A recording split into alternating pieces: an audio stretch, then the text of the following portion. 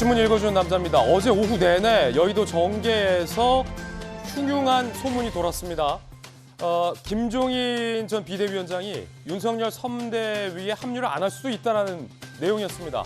거기에 더해져서 윤석열 후보가 김종인 전 비대위원장 영입을 포기하려 할 수도 있다는 얘기까지 돌고 있습니다. 물론 사실 확인이 안 된 소문인데 이런 소문이 나오게 된 이유는 다 있습니다. 김종인 전 비대위원장과 윤석열 후보 간에 특정 인선을 두고 결국 좁히지 못한 이견이 있다는 관측이 나오고 있습니다. 어떤 상황인지 잠시 후에 짚어보겠습니다. 오늘 조간신문 함께 하시죠. 먼저 동아일보입니다. 종부세 대상 95만 명, 1년 새 42% 들었다. 이렇게나 많이 들었습니까? 종합부동산세 내야 할 사람들이요. 올해 납세자가 작년보다 28만 명 많다. 부가세액은 5조 7천억이다. 3배로 그 액수도 늘었습니다. 집값이 올라서 주택 한 채밖에 없는 1주택 대상자도 10% 증가를 했다는 겁니다. 정부는 국민 98%는 종부세와 무관하다라고 불끄기에 나서고 있습니다. 와, 그런데 다른 거 없고 정부 부동산 시책 등으로 집값이 올랐는데 집값 올랐으니 세금 많이 내야 된다라는 시민들 입장에서는 굉장히 부담이겠는데요. 다음 신문입니다. 이번엔 한겨레 신문입니다. 문정부와 차별화 나선 이재명 후보. 급기야 민주당 점퍼도 벗었다. 민주당 색 지우기에 나섰다. 이재명 후보. 청년 시민에게 고통을 줬다. 현 정부의 부동산 정책에 대해서 또 사과를 했습니다. 문재인 정부와 분명하게 선을 긋는 모습. 요소수 부족 사태도 정부 잘못이 있다. 대출 규제에도 문제가 있다. 이재명 후보가 현 정부에 향해 비판의 목소리를 내고 있습니다. 다음 신문입니다. 이번엔 한국일보입니다. 참여하지 않겠다라는 김종인 전 비대위원장, 갈등을 공개한 윤석열, 결국 갈라서나? 한국일보 제목은 이 두 사람이 갈라설 수도 있다. 한국일보는 이런 뉘앙스를 풍기고 있습니다. 상황이 어떻길래? 삼김 선대위 공식화 하루 만에 김종인 전 비대위원장이 이준석 대표를 통해서 내 이름 올리지 말라라고 통보를 했다는 것. 이준석 대표는 윤석열 후보 측도 당황하고 불쾌했다라고 얘기합니다. 그런데 먼저 김종인 전 비대위원장이 윤석열 후보를 향해서 불쾌한 마음이 큰 것 같습니다. 이에 대해서 윤석열 후보 측 일각에서는 총괄 선대위원장 없이 갈 수도 있다라는 이야기도 나와서 김종인 전 비대위원장을 또 한 번 자극하는 듯한 발언이 나왔습니다. 어떻게 되는 걸까요? 잠시 후에 윤석열 후보의 대변인 김병민 대변인 오늘 나와 있는데 이야기 묻겠습니다. 다음 신문입니다. 이번엔 중앙일보입니다.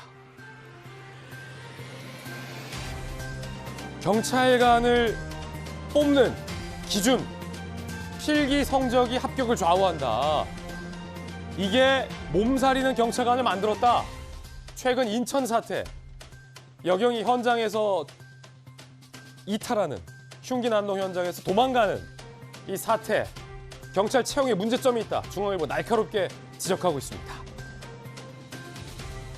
자, 물론 필기도 굉장히 중요합니다만 필기 성적이 당락을 가른다면 이건 분명히 문제가 있어 보입니다. 흉기 난동 현장에서 필기 시험 보고 있을 건 아니지 않습니까? 지금까지 신문 읽어주는 남자였습니다. 오늘 함께 하신 분들 소개해드리겠습니다. 윤석열 후보 대변인 김병민 대변인 나왔습니다. 돌직구쇼 강철부대 부산 사나이 민주당의 전재수 의원과 청와대 출입기자 출신의 베테랑 기자 이재명 기자 나왔습니다. 어서 오세요.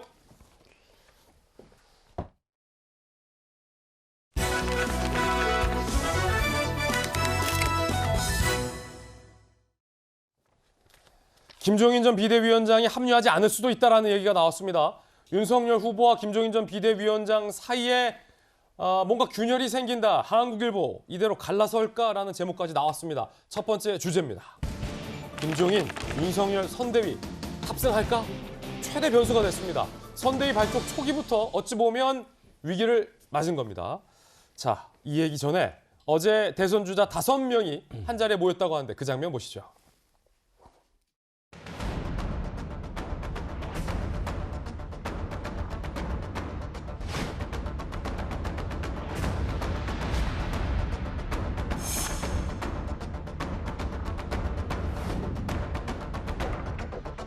대도무문이라는 말뿐만 아니라 인사가 만사다라는 우리 한국 정치의 큰 산이셨던 시대 교체를 향한 길에 한치의 물러섬이 없으셨습니다. 민주화의 상징이셨습니다. 기득권 공화국을 기회의 나라로 만드는데 다 같이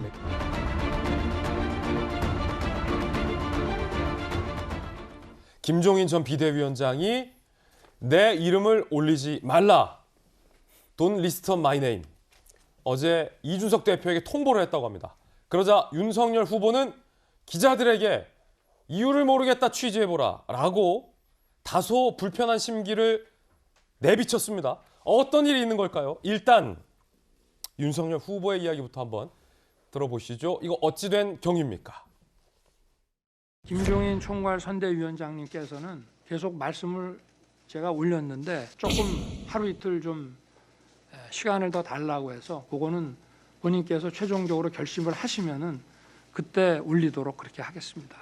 김종인 위원장을 최고위에 보고하시는데 하루 이틀 더 시간이 필요한 이유는 뭘까요? 그래서 저도 잘 모르겠는데 하여튼 어제 제가 말씀을 다 드렸는데 하루 이틀만 조금 좀 시간을 좀 더 달라고 하셨기 때문에 그래서 오늘은 상임위원장 두 분만 오늘 최고위에 김병준 상임선대위원장을 보고하셨잖아요. 설득하는데 조금 더 어려움이 있는 거 아닌가요? 그건 뭐 여러분께서 취재를 해보십시오. 저도 뭐 정확하게는 모르겠습니다. 나는 모르겠다. 윤석열 후보의 이 발언이 나오면서 기자들 사이에서 후보가 김종인 전 비대위원장을 합류하지 않은 상태에서 갈 수 있는 건 아니냐라는 얘기까지 지금 관측까지 나오고 있는 상황입니다. 이재명 기자, 윤석열 후보는 김종인 전 비대위원장이 왜 이름을 올리지 말아라고 했는지 모르겠다라고 했는데 장제원 비서실장 때문 아닙니까? 이런 소문이 돌았어요.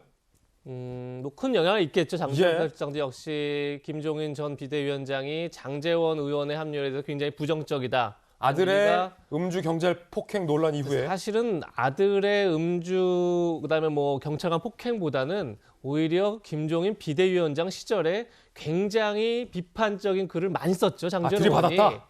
아마 제가 볼 때 그게 더 영향을 미친 게 아닌가 좀 개인적으로 보는데 예. 물론 이제 여론이 좋지 않은 점에서 굳이 왜 윤석열 후보가 장제원 의원을 비서실장을 쓰려고 하느냐 이 문제도 뭐 문제제기를 하겠지만 제가 볼 때 어쨌든 감정적 앙금이 더 크게 작용하는 게 아닌가 싶은데 어제 중요한 건 윤석열 후보가 왜 김종인 위원장이 하루 이틀 시간을 더 달라고 하느냐라는 기자의 질문에 나도 잘 모르겠다 이렇게 대답하는 게 굉장히 큰 의미가 있죠. 난 모르겠다. 전 글쎄요. 하루 이틀 뒤에 김종인 전 비대위원장이 총괄 선대위원장으로 합류할지 안 할지는 그야말로 김종인 전 위원장의 마음에 달렸지만 전 그렇게 봉합이 되더라도 결국은 언젠가 결별을 예정한 봉합이 아닌가 이런 생각이 들어서 그래요? 전 윤 후보 입장에서도 결별 수순으로 가고 있는 게 아닌가 좀 개인적으로 판단합니다. 그러니까 왜냐하면 이 자체가 김종인 전 위원장이 어떻게 보면 안철수, 박근혜, 문재인 이 세 정치인과 결별할 때마다 사실 비슷한 수순을 밟아왔죠. 어쨌든 자기와 약속한 걸 지키지 않았다. 이것이 이제 이유였지만 어떻게 보면 자신의 전권을 침해하거나 혹은 자신과 약속한 공약 또는 정책에 대해서 어떤 재조정에 들어가거나 이럴 때마다 이제 결별 수순을 밟아왔는데 그런 점에서 윤석열 후보도 지금 어떻게 보면 김종인 전 위원장과 서로 어떻게 보면 기싸움을 벌이고 있는 거죠. 예. 윤 후보 입장에서는 내가 계속 김종인 위원장한테 끌려갈 수 없다 이런 이제 메시지를 주는 거고 김종인 전 위원장 입장에서도 내 길을 계속 무시한다면 나도 갈 수 없다라는 기싸움을 벌이고 있는데 저는 그 자체가 어떻게 보면 그것을 봉합한들 나중에 과연 아름다운 유종 의미를 거둘 수 있느냐 별로 그렇지 않아 보이는 거죠. 그런 점에서 저는 윤석열 후보 마음속에 이미 결별을 염두에 둔 행보에 들어간 게 아닌가 전 개인적으로 그렇게 보고 있습니다. 이거 굉장히 의외의 해석이 나왔습니다. 나는 모르겠다 여러분이 취재해보라라는 후보의 자포자기성 발언이 결별을 결심한 건 아니냐라는 이재명 기자의 어떤 개인적 관측. 자, 그러면 전재수 의원님, 민주당의 대표로 모셔봤으니까 김종인 전 비대위원장의 입장에서는 그럼 지금 윤석열 후보의 마음을 이재명 기자가 해석했으니까 김한길, 김병준도 다 오케이 했는데 장제원 비서실장, 여론이 좋지 않은 장제원 의원까지 비서실장으로 후보가 강행을 하니까 김종인 전 비대위원장이 매우 불쾌했다라는 게 사실 정치부 기자들의 해석이거든요. 그러면 윤석열 후보는 왜 장제원 비서실장 카드를 고집할까요? 저는 그건 잘 모르겠는데, 제가 보는 건 그렇습니다. 예. 그러니까 2012년도에 김종인 위원장께서 박근혜 대통령을 도와서 대통령을 만들었습니다. 예. 그러고 난 뒤에 박근혜 대통령 근처도 못 가보고 팽을 당했습니다. 예. 그리고 2016년도 더불어민주당 그때 당시 이제 민주당의 대표를 맡아서 총선을 승리로 이끌었죠. 예. 그러고 난 뒤에 비대위원장 임기를 연장을 하고 싶었는데 결국은 연장을 못하면서 비례대표 국회의원도 던져버리고 또 나갔습니다. 말하자면 팽을 당한 것이죠. 그러니까 김종인 위원장 입장에서는 2012년, 2016년 성공했음에도 불구하고 권력 근처도 못 가보고 전부 팽을 당해왔던 그런 반면교사로부터 이번 대선을 배울 겁니다. 그러면은 뭐냐면 3번 다 실패할 수는 없잖아요. 예. 2번은 만들어 놓고 전부 팽을 당했는데 이번에도 그래 돼버리면 이게 웃기는 모습이 돼버리니까 예. 이번만큼은 확실하게 만들고 확실한 영향력을 행사할 수 있는 그런 이제 그 위상을 확실하게 가져가겠다. 그런 측면에서 이제 윤석열 후보가 강력하게 이제 부딪히는 거다. 그런 측면에서 볼 때 저희가 사실은 이제 지켜보는 입장에서는 좀 불안하죠. 왜냐하면 만약에 집권했다 손치면 이게 이 집권 세력 내의 어떤 권력 다툼 이런 것이 될 수가 있거든요. 그러면은 국정이 혼란스러워지고 뭐 이런 측면이 될 수가 있거든요. 그런 측면에서 좀 우려스럽다 보고 저 장제원 의원이 김종인 위원장 비판을 엄청나게 세게 했습니다. 그러니까 저도 기억에 나는 그러니까 좀 험한 이야기들이 많아서 뭐 말씀드리기 어려운데 예. 페이스북이라든지 이런 데 보면은 장제원 의원이 정말로 좀 연세 드신 분한테 또 경륜과 경험을 갖추신 분한테 좀 예의와 좀 어긋나게 도를 넘어가지고 공격했던 적들이 한두 번이 아니고 굉장히 많습니다. 그런 측면에서 보면은 김종인 위원장이 이제 용서할 수 없는 국회의원이다. 그런 사람은 비서실장 쓴다는 게 말이 되냐. 아마 이렇게 좀 속이 좀 많이 상한, 그리고 용서할 수 없는 상황까지 간 게 아닌가. 지켜보는 입장에서는 그렇습니다. 예. 전재수 의원이 바라보는 김종인 전 비대위원장의 속내는 이럴 것이다라는 관측 들어봤어요. 자, 그러면 앞서 윤석열 후보 이야기 들어봤으니까 김종인 전 비대위원장 이야기도 직접 들어보시죠. 하루 이틀 좀 고민한다고 하셨는데 아무 말로 할 말이 없어요. 고민하시는 이유에 대해서만 설명해 주시겠어요? 상임위원장 김병준 위원장을 선임한 것 때문에 고민하신 건가요? 고민을 해보시고 좀 이 총괄 선대위원장 맡으시는 거를 아예 좀 재검토하실 수도 있는 건지. 그럼 선대위 관련해가지고 가장 걱정되는 부분이나 우려스러운 지점이 어떤 부분인지 좀 말씀해 주시면. 나는 그 내용을 모르기 때문에 할 얘기가 없어요. 자, 그럼 도대체 윤석열 후보와 김종인 전 비대위원장이 이 선대위 출범 초기에 왜 이렇게 삐그덕거리게 됐을까? 국민의힘 사람들은 어떻게 관측하고 있을까요? 함께 보시죠. 좀 각자의 속 생각들을 저희가 전해드리고 있어요. 정확한 이유는 알지 못하죠. 정말로 장제원 의원 때문인지 아닌지 그 또한도 불명확합니다. 국민의힘 핵심 관계자 경향신문 보도에 따르면 김종인 전 위원장이 지난 주말 윤석열, 김병준, 김종인 요 삼각회동을 두고 자기들 얘기만 하고 갔고 삼기민이 뭐니 한다고 말했다. 나는 동의한 적 없는데 나가서 김종인 비대위원장이 용인했다라는 식으로 발표를 했다. 국민의힘 관계자 또 다른 김병준 인선으로 기분 상한 김종인 전 위원장이 장제원 의원이 윤 후보와 동행한 것을 보고 대노한 것이다. 김한길, 김병준 오케이 했는데 장제원 비서실장 카드까지 쓰니까 이건 안 된다라고 브레이크를 건 거다라는 이건 국민의힘 관계자의 관측을 경향신문 보도를 통해서 전해드렸습니다. 이준석 대표가 지난 18일에 김한길, 김병준 두 분에 대해서 영입을 반대하며 이렇게 말한 바 있었습니다. 들어보시죠. 과거에 언론 인터뷰나 이런 데서 김병준 위원장이 그 사실 김종인 당시 비대위원장한테 굉장히 세게 들이받은 그런 인터뷰들도 있고 제 생각에는 그분 개인이 노력해서 좀 풀어야 되는 부분들이 있습니다. 사실 둘 간의 위계를 지금 다투는 상황이 될 수도 있기 때문에. 지난 18일 이준석 대표의 예측이 적중한 걸까요? 이 상황.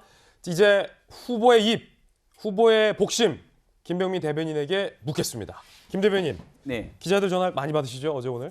네, 어제 오늘 연락도 많고요. 또 뉴스들이 많이 쏟아지고 있기 때문에 그 뉴스들도 하나씩 살펴보면서 현재 상황들을 있는 그대로 전달하기 노력을 하고 있습니다. 자, 묻고 싶은 게 많습니다. 돌직구쇼 시청자분들, 국민 여러분들께 자세히 설명 좀 해주시죠. 예. 일단 이재명 기자가 조금 전에 예측했던 후보의 이유를 잘 모르겠으니까 여러분들이 취재해 보십시오 라는 발언이 김종인 전 비대위원장 없이 가겠다라는 결별을 결심한 것이다 라는 이재명 후보의 관측이 있었어요. 네. 윤석열 후보는 김종인 전 비대위원장과 결별을 굳힌 겁니까?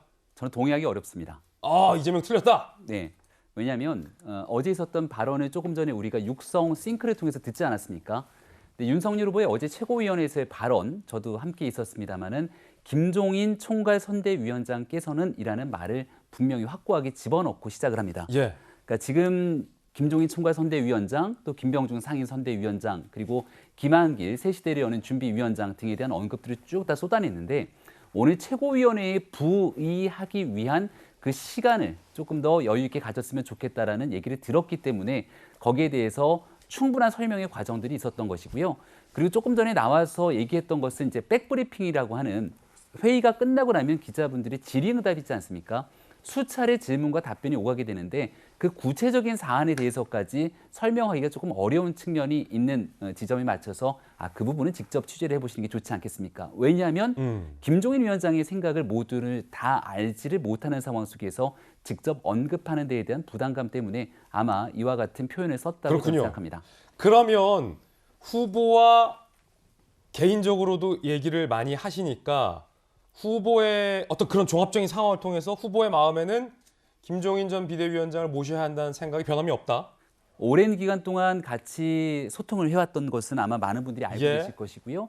11월 5일 국민의힘의 경선 후보로 최종 선출됐던 그날 저녁에도 김종인 위원장을 제일 먼저 만났죠. 많은 지혜와 경륜을 통해서 이번 정권 교체를 위한 길에 김종인 위원장과 꼭 함께 했으면 좋겠다는 의지를 수차례 피력한 바 있고 김종인 위원장은 누구보다 일찍이 윤석열 후보를 향해서 별의 순간을 언급하고 지금 국민들께서 원하는 정권 교체를 위한 길에 가장 적임자가 될 수 있다고 수차례 얘기해 온 적이 있는 만큼 그 마음가짐에는 변함이 없을 거라 생각합니다. 자, 그러면 김종인 전 비대위원장 시절에 비대위원을 했었던 분이 바로 김병민 대변인이기 때문에 세간에서는 김종인 퀴즈로까지 불렀었어요. 그럼 김종인 전 비대위원장이 내 이름 올리지 말아라고 한 이유, 결정적 이유는 누구 때문입니까?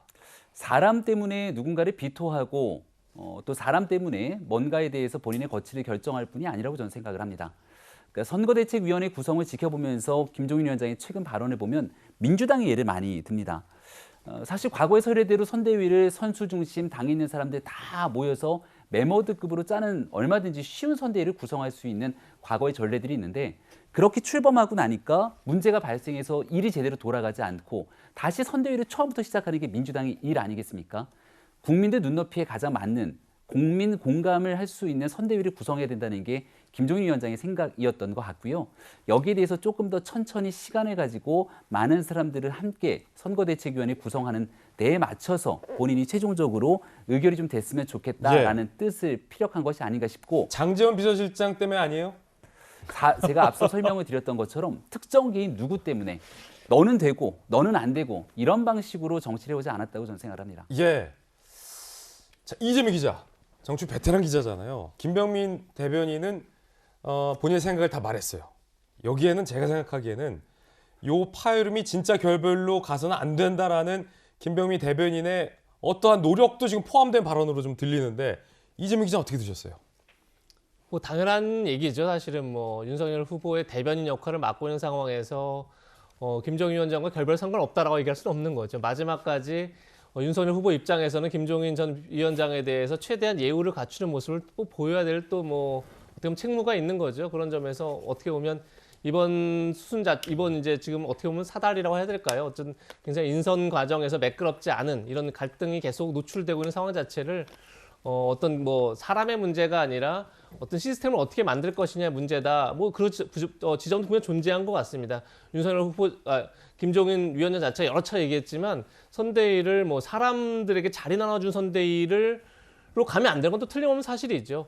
또 그렇게 갔던 선대위들이 사실은 그렇게 큰 힘을 발휘하지 못하고 지금 민주당의 사례에서 보다시피 굉장히 뭐 처음부터 다시 시작하겠다라는 말이 나올 정도로 이제 혼란을 겪고 있는 것 또한 사실이기 때문에 뭐 그런 점에서 틀림없는 거지만 중요한 건 이거죠.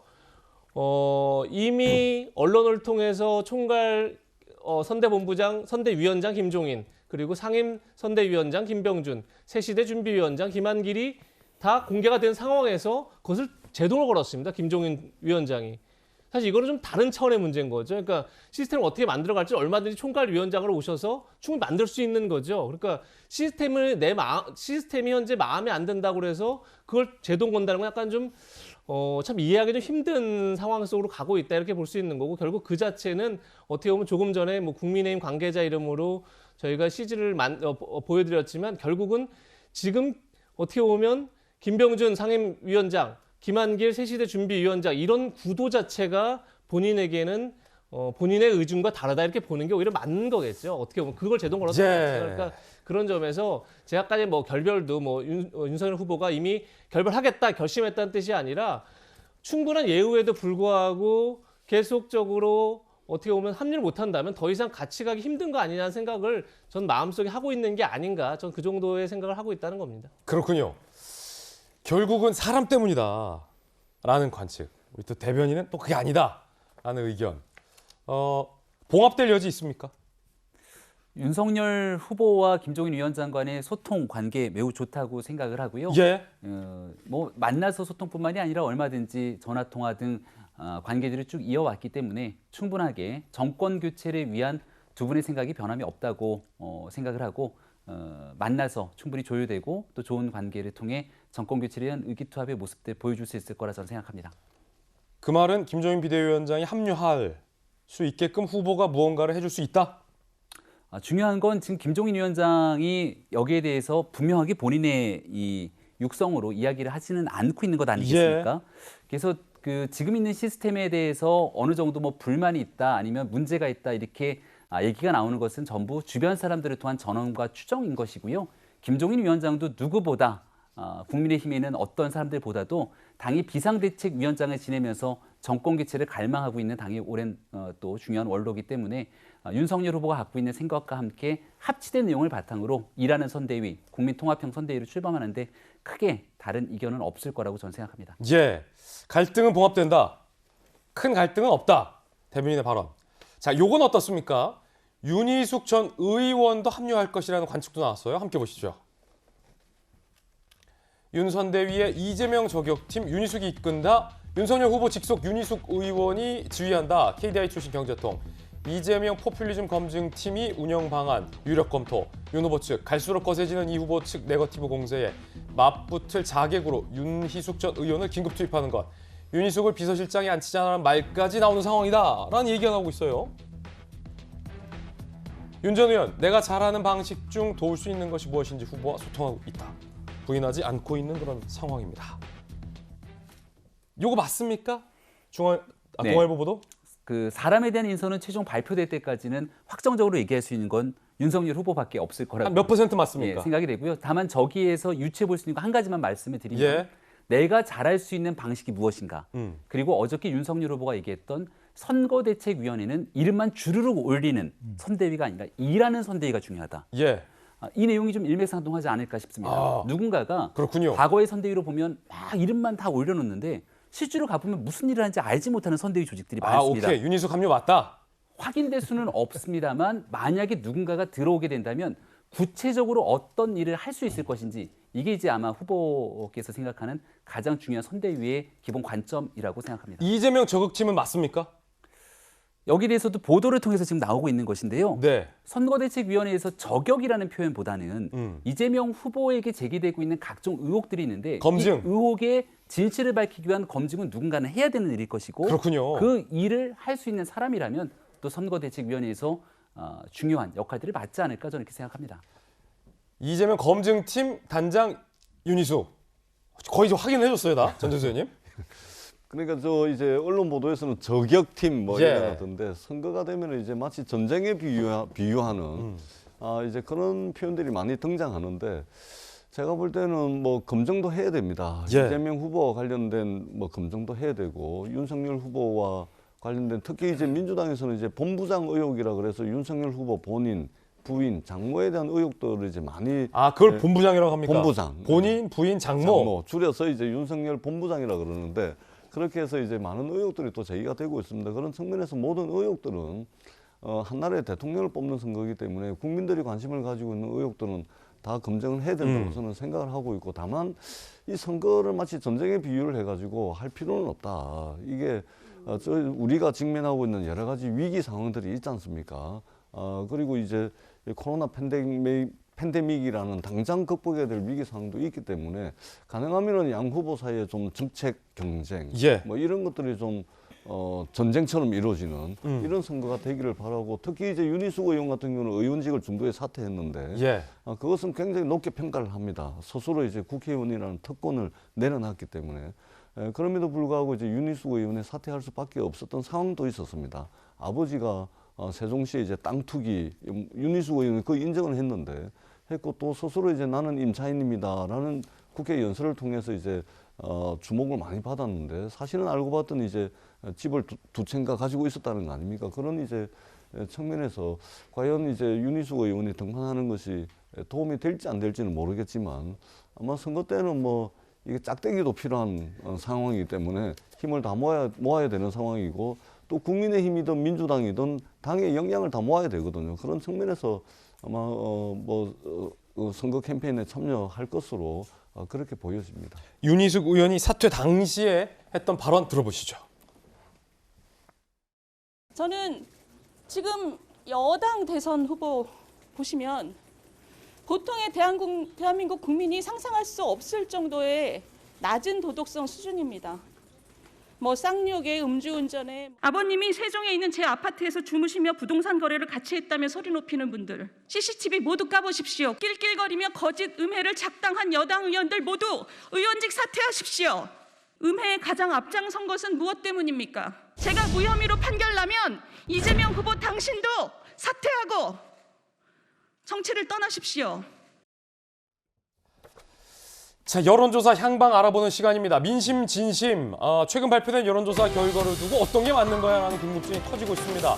윤석열 후보가 앞선다는 거야? 아니면 이재명 후보가 다 따라잡았다는 거야? 궁금하신 분들 오늘 민심, 진심에서 속 시원하게 그 정답을 알려드리겠습니다. 자, 여론조사 결과 준비되어 있는데 함께 보시죠.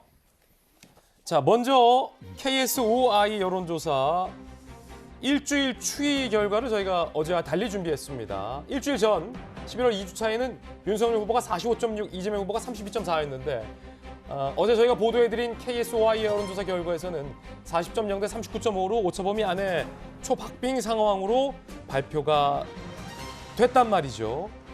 자, 그런가 하면 한국갤럽의 결과는 윤석열 후보가 42%, 이재명 후보가 31%로 11%포인트 격차로 윤석열 후보가 크게 앞서는 결과가 나왔습니다. 서로 다른 여론조사의 결과, 과연 어떤 것이 맞고 어떤 것이 잘못된 걸까요? 인사이트 K 배종찬 소장님 나오셨습니다. 배 소장님. 네. 어떤 게 맞습니까? 정답이 따로 없죠. 더 추세를 봐야죠. 그래요? 항상 말씀드리지만 여론조사가 완벽하고 뭐 신주단지 모시듯 할 이유가 없는 거예요. 쭉 추세를 보면서 과학적인 분석을 하면 됩니다. 한국갤럽 조사는 지난주 화수목 실시된 것이고 KSOI 조사는 지난주 금토에 실시된 거예요. 조사된 시점도 다릅니다. 그리고 한국갤럽의 경우에는 집전화, 유선전화가 약 15% 포함이 돼 있어요. 그래서 KSOI 조사 그래프를 자 함께 보시면서 제가 설명을 드릴게요. 좋습니다. 자, KSOI 조사 결과를 보면 한 주 만에 격차가 확 좁혀. 이거는 갤럽이고요. 네, KSOI. 네, 앞서 우리가 갤럽 이전에 보셨던 조사 결과. 자, 하나, 둘, 셋. 자, 나왔습니다. 이걸 보면은 한 주 만에 확 좁혀졌죠. 그러니까 이거는 두 가지 중에 하나예요. 하나는 진보 결집이냐? 또 하나는 진보 어부바냐? 무슨 이야기냐면 조사에서 우리가 정치 성향은 통제를 못해요. 진보냐, 보수냐, 중도냐. 그런데 특정 시점의 조사에서 예상치 않게 진보 응답자들이 좀 많이 들어올 수도 있어요. 예. 그러다 보니까 그건 조사기관에서 일부러 진보 응답자를 많이 확보하려고 한 게 아니라 그러니까 어느 게 정답인지는 몰라요. 하지만 진보 결집일 수도 있고 진보 어부바, 진보층이 예. 그래 이재명 후보 지지율이 떨어졌어. 우리가 조사에 적극적으로 응해야 돼. 이런 집단적인 인식이 있어서 그렇게 됐을 수도 있는데 그건 우리가 몰라요. 그래서 한두 주 더 보자. 예. 추세를 더 보면 가능한 부분이고 그런데 최근에 나오는 오늘까지 발표된 조사 결과를 그냥 추세만으로 보면 예.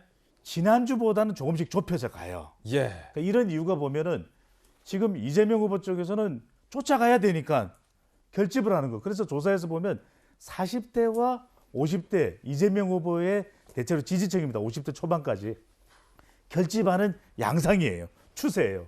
그런데 윤석열 후보 같은 경우에는 정권 교체 여론이 높으니까 이재명 후보보다 높은 지지율 추세인 것만은 분명해 보이는데 그 격차는 좁혀지고 있다. 왜냐하면 최근에 선대위 구성과 관련해서 김종인 전 비대위원장이 의미하는 게 뭐 다 알아요. 김병민 대변인께서 왜 모르시는지는 모르겠는데 정권, 원톱, 교통정리 이거거든요. 그러니까 이런 게 잘 안 되면 이것도 영향을 줍니다. 아, 그것도 지지율에 영향을 준다. 영향을 줘요. 선대위가 어떻게 구성되는 게 결국 선거는 사람이거든요. 누가 더 결집하고 누가 좀 덜 결집하느냐 이게 차이기 때문에 선대위 구성을 어떻게 해나가느냐도 가장 최근에 발표되는 조사 결과에는 영향을 줄 수가 있는 거죠. 김종인 전 비대위원장이 가지고 있는 효과는 뭐냐. 그래도 MZ세대에 안정감을 주고 중도층을 흡수 견인하고 중도층 흡수의 마법사라고 그러지 않습니까? 반지의 제왕의 간달프다. 아니 상임위원장을 왜 하는지 난 모르겠어요. 이렇게 얘기하는 거는 그게 의미가 다 있는 거거든요. 그러니까 이런 것들도 최근에 나타나는 여론조사에는 영향을 줄 수가 있다. 윤석열 후보가 앞서가는 추세지만 그 격차는 조금 좁혀들었다. 이렇게 정리를 해드립니다.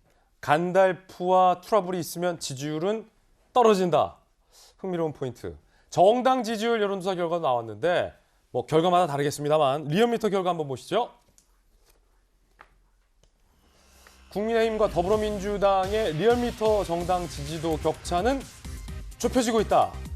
배종찬 소장님, 네. 요건 왜요? 이렇게 될 수도 있는 거죠. 왜 그러냐면은 이 대선이라는 것은 이번 대선은 결국 이렇게 치열하고 팽팽한 피 튀기는 접전이다. 우리가 그래서 뭐라 그럽니까? 5글자로 이번 대선은 프레임 전쟁이에요. 프레임 전쟁이다. 그러니까 이 운동의 효과라고 해서 점점 누가 좀 이 정치 세력이 정당이 지지율이 조금 떨어지고 있다. 그러면 영차 우리도 올려보자. 이런 운동의 효과가 있습니다. 그러니까 최근에 보면 넓혀졌던 정권 유지와 정권 교체 여론이 조금씩 좀 좁혀진 것도 볼 수가 있어요. 여전히 정권 교체 여론이 높아요. 그러다 보면 이 영향이 정당 지지율에까지도 미칩니다. 그냥 좀 결집하자. 이러다간 정권 교체될 거야. 위기인식이죠. 그러다 보면 조금씩 좁혀져 가는 거. 그러니까 어느 누구도 안심하면 안 돼요. 이 조사 결과를 보더라도 앞서 이제 그래프 보신 분들은 알 텐데 10%포인트 이상 국민의힘이 앞서갑니다. 그런데 국민의힘 지지율이 왜 11월 첫째 주에는 저렇게 올라갔을까? 분명히 이 경선에 초점이 맞춰진 컨벤션 효과도 있어요. 근데 반사이익도 있는 거죠. 더불어민주당이 잘 못해서 부동산 이슈도 있고 이러다 보니까 서울, 충청 또 50대, 20, 30대에서 국민의힘 지지율이 올라갔던 거예요. 그런데 결국 이 정치적 반사이익으로 얻는 지지율은 또 빠져. 그래서 조금씩 좀 줄어들고 있는 거예요. 그러니까 얼마나 국민의힘이 자가 발전할 수 있는 지지율을 견인해내느냐. 이것도 상당히 중요할 수밖에 없고 더불어민주당은 어떻게 하면은 정권 교체 여론을 완화해가면서 이 더불어민주당의 경쟁력을 높여. 왜 중요하냐면요. 알겠습니다. 정당의 지지율이 후보의 기초 체력, 비타민이에요. 비타민이다. 정당의 지지율은 후보의 비타민이다. 오늘도 배종찬의 명언을 남기며 쿨하게 이야기 들어봤습니다. 다음 주에도 기대해 보겠습니다. 이번엔 이재명 후보의 대권 행보 소식 진단해 보겠습니다. 제목 공개하죠. 이재명의 사과와 눈물 통할까? 어제 이재명 후보가 사과와 반성을 15번 언급했다고 합니다. 들어보시죠. 이재명의 민주당은 첫째로 반성하는 민주당이 되겠습니다. 부동산 문제, 그리고 청년과 무주택 서민들의 고통 가중 다시 한번 사과 말씀을 드립니다. 저 스스로도 대장동 문제와 관련해서 나는 책임이 없다라고 말한 것 자체가 잘못임을 인정합니다.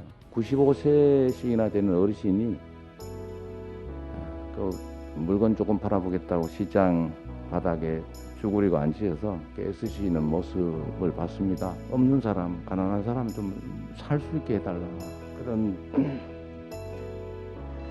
그런 분들의 그 눈물을 제가 정말로 가슴으로 받아 안고 살아가고 있는지 그런 생각이 들었습니다. 자, 전재수 의원님, 이재명 후보가 죄송하다라고 사과를 15번이나 했어요. 그리고 대장동 문제와 관련해서 나는 책임 없다라고 말한 것 자체가 잘못이다, 죄송하다고 했어요. 입장이 확 바뀌었어요. 왜 입장이 바뀐 거죠? 대장동은 책임 없다면서요.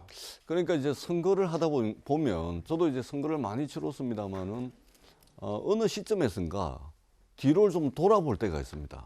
뒤를 돌아보고 그럴 때가 있는데 그런 경우가 세 가지 경우입니다. 저의 경우를 보자면 첫 번째는 굉장히 잘 나가고 있을 때 뭔가 뭐 행운이 계속 겹쳐가지고 뭐 여론조사도 잘 나오고 뭐 잘 되고 있을 때, 그다음에 두 번째는 몸도 마음도 굉장히 힘들 때가 있습니다. 굉장히 이럴 때. 그리고 세 번째는 뭔가 매듭이 막 꼬여가지고 막 이게 설상가상으로 안 좋은 일들이 막 겹칠 때, 이런 세 가지의 경우에는 뒤를 돌아봅니다. 예. 잠시 하루 일정을 다 취소를 시키더라도 다 돌아보게 되는. 근데 지금 이재명 후보는 지금 두 가지가 겹쳐 있는 것 같아요.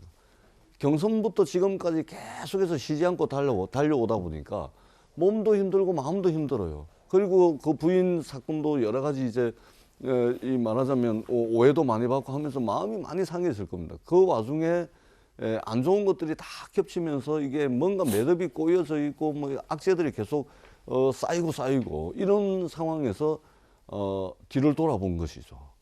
그렇게 해서 반성, 사과, 성찰 이것이 나왔다. 그리고 기호 1번은 이재명인데 기호 2번은 지금 윤석열이 아니고 거기에 홍준표 후보든 유승민 후보가 기호 2번으로 나왔어도 지금의 지지율은 저렇게 나왔을 겁니다. 결국 기호 2번은 윤석열 후보가 아니고 기호 2번은 반민주당입니다. 국민들이 민주당을 싫어하는 거예요. 그렇기 때문에 이재명 후보는 어떻든 이 반민주당을 싫어하는 이 여론을 돌리지 않고서는 선거 캠페인을 할 수가 없는 겁니다. 민주당이 변화해야 되는 것이죠. 이재명 후보는 대한민국 대전환을 들고 나왔는데, 그렇다면 대한민국 대전환을 하기 위해서는 더불어민주당도 대전환해야 되는 거거든요. 바로 더불어민주당 대전환의 출발을 이재명 후보가 반성과 사과와 성찰을 통해서 시작했다. 그렇게 봐주십사 하는 말씀을 드리겠습니다. 그렇군요. 이재명 후보의 사과는 굉장히 진정성 있는 사과였고 뒤를 돌아봤더니 잘못된 것이 많았다라는 성찰의 사과였다. 그렇습니다. 라는 분석 들어봤습니다. 이재명 기자가 사실은 이재명 후보가 헷갈리네. 이재명 후보가 대장동과 관련해서 나는 책임 없다라고 발언했을 때 이재명 기자가 우리 돌직구쇼에서 후보가 저렇게 말하면 안 된다라고 비판했었어요.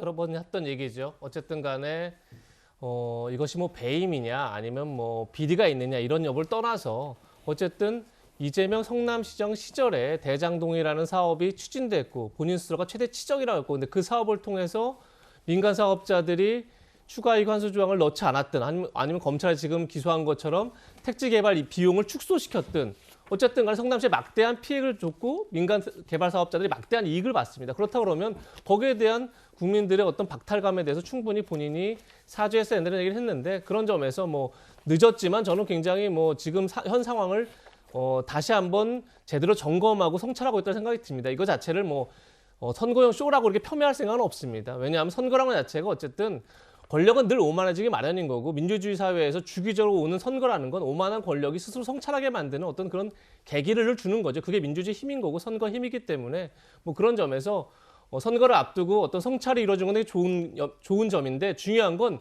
성찰이 이뤘으면 행동으로 이제 그다음 행동이 이어져야죠. 만약에 나만이 정의다, 내가 옳다라고 했는데 그것이 아니었음을 알았을 때는 상대에 대한 인정이 필요한 거고, 내가 추진했던 정책만이 선이다 이렇게 얘기했는데 그게 아니라고 했으면 거기에 대한 잘못에 대한 진정한 반성이 있어야 되는 거죠. 그런 점에서 저는 성찰에서 끝나지 않고 그럼 과연 앞으로 어떻게 뭐 상대를 인정하든 자신네들의 과오에 대해서 얼마나 솔직하게 인정하고, 또 하나 중요한 건 뭐냐면 지금 이 반성의 출발점은 결국은 현 정부를 향해서 오만하다, 위선적이다, 내로남불이다 이런 비판에 대한 성찰과 반성 아니겠습니까? 그렇다 그러면 그런 지적에 대해서 단호하게 끊어내는 그런 이제 모습을 같이 보여줄 때 국민에게 울림이 커지는 게 아닌가 이런 생각이 듭니다. 그렇군요. 김광선 변호사님 나오셨습니다. 수사의 관점으로 봤을 때 대장동 의혹과 관련해서 나는 책임이 없다라고 한 것이 잘못된 거다. 죄송하다라고 이재명 후보가 어제 사과를 했어요. 자, 그럼 수사의 관점으로 봤을 때 이재명 후보가 잘못했다라고 인정한 건 뭡니까?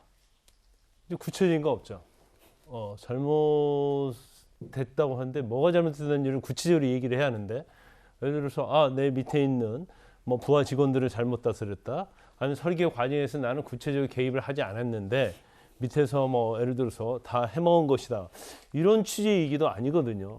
결과적으로 반성을 하려고 하면 이제 구체적인 게 있는데, 물론 구체적인 게 몇 가지 얘기했어요. 뭐 약간 내로남불 그런 것들, 그리고 대장동 개발과 관련해서 자기가 너무 변명 위주로 이 얘기를 했다, 이런 거 했는데 그건 굉장히 그냥 추상적이라는 생각이 들어요. 그런데 지금 전재수 의원과 이재명 기자께서 말씀하신 것처럼 성찰과 반성이 이건 진정한 의미가 될 수 있다고 봐요. 또 눈물도 사실 마음에서 흘러나온 눈물이 될 수 있다고 하는데 좀 적응하기는 좀 힘들다. 유권자 입장에서는. 왜냐하면 이재명 후보의 특징은 굉장히 냉정하고 그다음에 밀어붙이고 사이다 발언, 이게 이미지거든요. 지금까지 사실 봤던 이재명 후보의 모습과는 좀 다른 모습이에요. 그렇죠. 감성적으로 울고 사과하고 이런 모습은 조금 익숙치는 않아요. 그러다 보니까 너무 이게 이 모드가 이제 변경이 된 거죠. 그래서 일단 뭐 지난 사흘 동안 눈물 3번 보이고요. 그다음에 지난번 최고위원회 때 사과와 반성 얘기를 10번 이상 했단 말이에요. 예. 그렇기 때문에 저게 정말 진정성이 있는지 여부에 대해서 국민들이 할지 유권자들은 쉽사리 믿으려고 하지는 않을 것이다. 그러면 결과적으로 믿게 만들려고 하면 어떻게 해야 하느냐. 아까 이재명 기자께서 말씀하신 것처럼 후속적인 행동을 어떻게 할 것이냐. 이렇게 가다가 또 다른 문제가 나왔을 때 그게 아니다고 하면서 전과 반성했다는 말과 다른 말이 나오면 이전에 울고 아니면 사고 반성한 거에 대해서 진정성 없게 느낄 것이라는 생각이 들고요. 그 다음에 이제 우리가 그 눈물에 대해서, 눈물이 뭐 사과에 대해서 마찬가지죠. 정말 중요할 때 한 번, 2번 하면 되는데 이게 계속 가버리면 사실은 효과가 별로 없거든요. 그 부분에 대해서도 좀 주의할 필요가 있고, 저는 이제 제3자지 입장에서 국민의힘도 아니고 민주당은 아닌 입장에서 이재명 지사 최고의 그 변한 것 중에 하나가 민주당을 싫어하기 때문에 이재명을 좋아하는데 찍지 않겠다, 이런 여론도 있다, 이렇게 하는데 저는 개인적으로 볼 때는 동의하지 않아요. 그러니까 선거에서 지지는 후보가 굉장히 중요한 거거든요. 물론 민주당에 있어서 어떤 선대위 그런 데서 실수를 할 수 있지만 이제까지 전체적으로 보면 민주당 여권 내에서 그렇게 실수한 게 많지 않거든요. 그러면 후보가 가장 중요하다 이렇게 보고 있고, 그래서 제가 민주당 당원이면 이재명 후보가 말한 이 부분에 대해서는 동의하지 않겠어요. 민주당이며 이재명이 아니고 이재명의 민주당이 되게 하겠다. 알겠습니다. 이재명 후보가 민주당을 근거로 할 수 있는 것이지 민주당 없는 이재명은 생각할 수 없거든요. 그래서 그런 부분에 있어서도 좀 고개를 좀 갸우뚱하는 측면이 있습니다. 이재명 후보가 조건 없는 특검 신속히 해야 한다라고 거듭 밝혔습니다. 들어보시죠. 그 긴 시간 동안 뭘 했나 매우 궁금합니다. 그럴 시간에 대체 최초의 저축은행 비리를 왜 윤석열 후보가 묵인해 주었는지, 화천대유의 첫 출발지인 저축은행 대출 비리 묵인 사건부터 처음과 끝에 대해서 조건 없는 특검을 신속하게 하는 것이 좋겠다.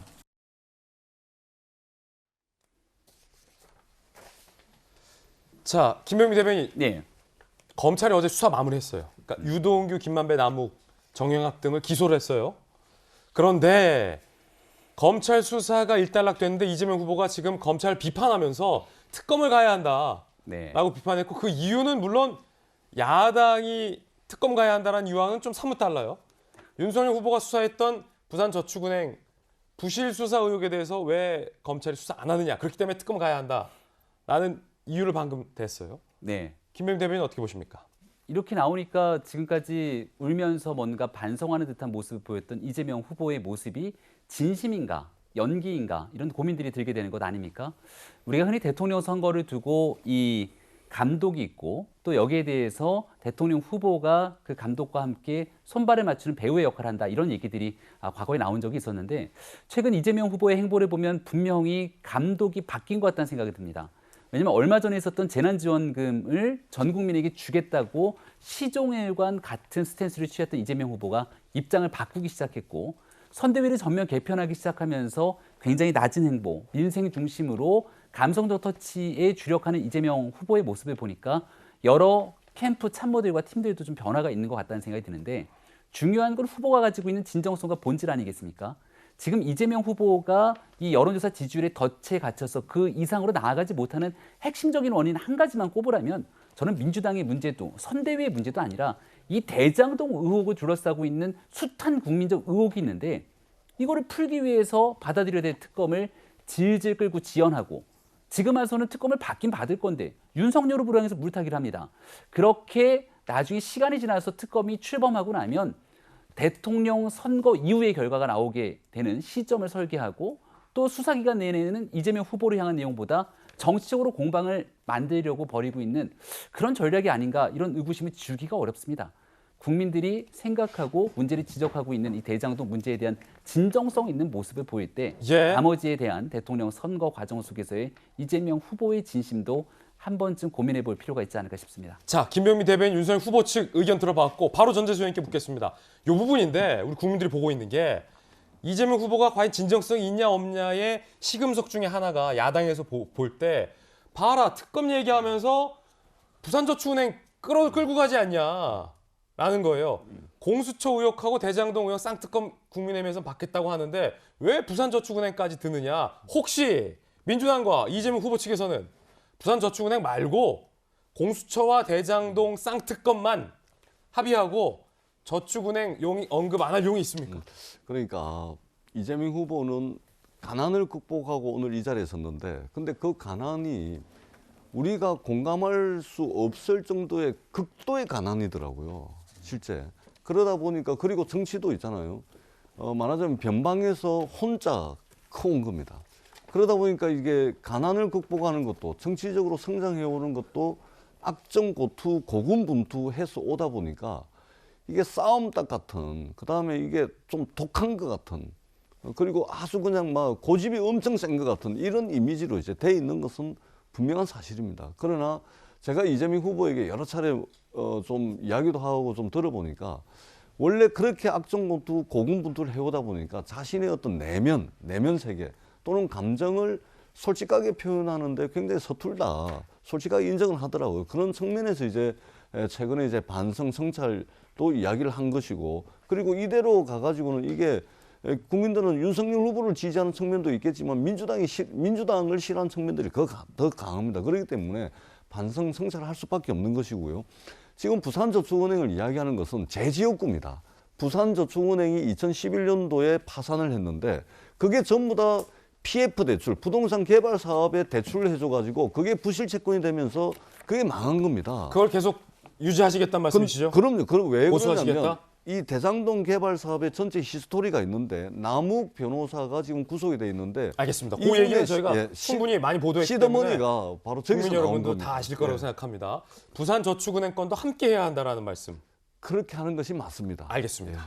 여야의 이견이고요.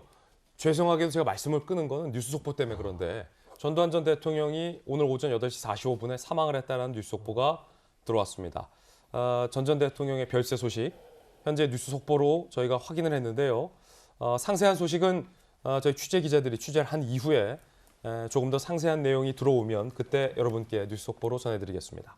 다시 한번 말씀드리겠습니다. 전두환 전 대통령이 오늘 오전 8시 45분에 별세했다라는 뉴스 속보 전해드리겠습니다.